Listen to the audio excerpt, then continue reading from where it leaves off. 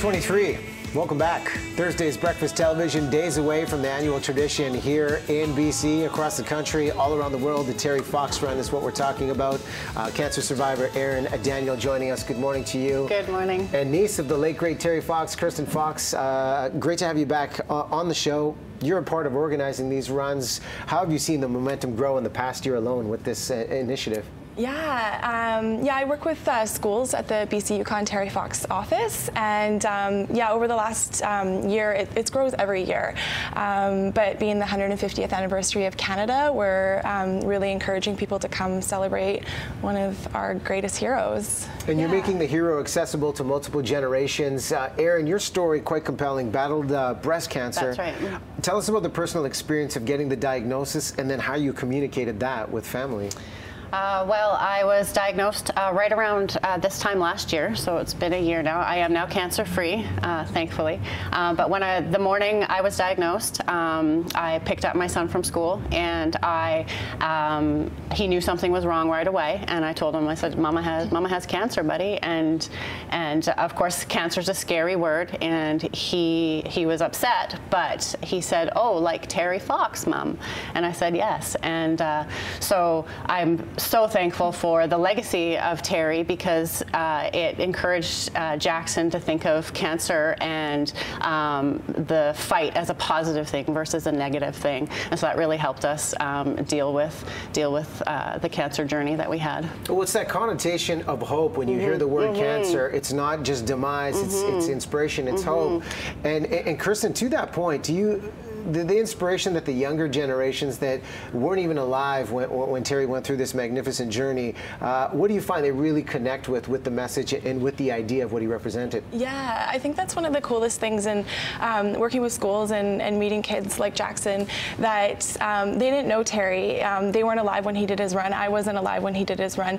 And being his niece, I get to at least experience and think more of him as a real person. And that's what we like to tell kids, that Terry was just a regular kid.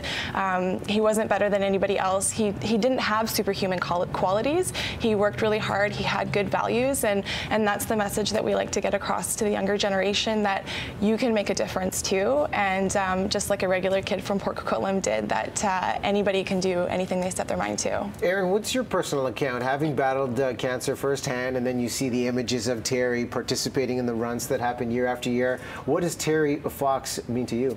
Well, it gives me hope, and it encourages me to share my strength with other people, just like Terry did. You know, his legacy goes on, and I hope that by sharing my story, I can encourage other people to be strong when possibly they might not have the strength that I or Terry had. How big has this become now? Because we're looking at images and video of these runs that happen year after year. How many runs happen here in BC, across Canada, across the world, Kirsten? Yeah, absolutely.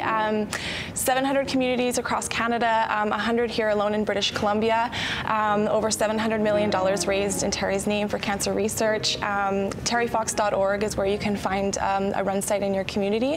If you're not able to make it out on Sunday, you can always make a donation online as well. Yeah. And what does it mean when people come up to you and know that you're a part of this family, a part of this great legacy?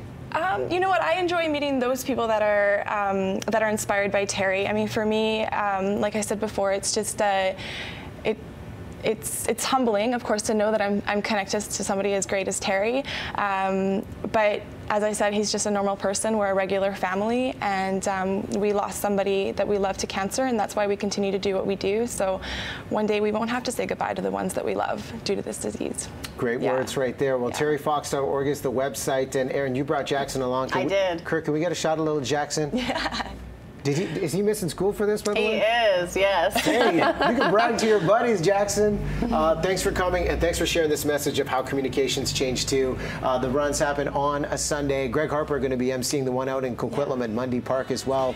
So get out there if you can. Ladies, thank you. Thank you so much. Yeah, thanks for being here. Thanks to Jackson. Thanks to Mary, who came along too, part of the entourage. We'll take a break.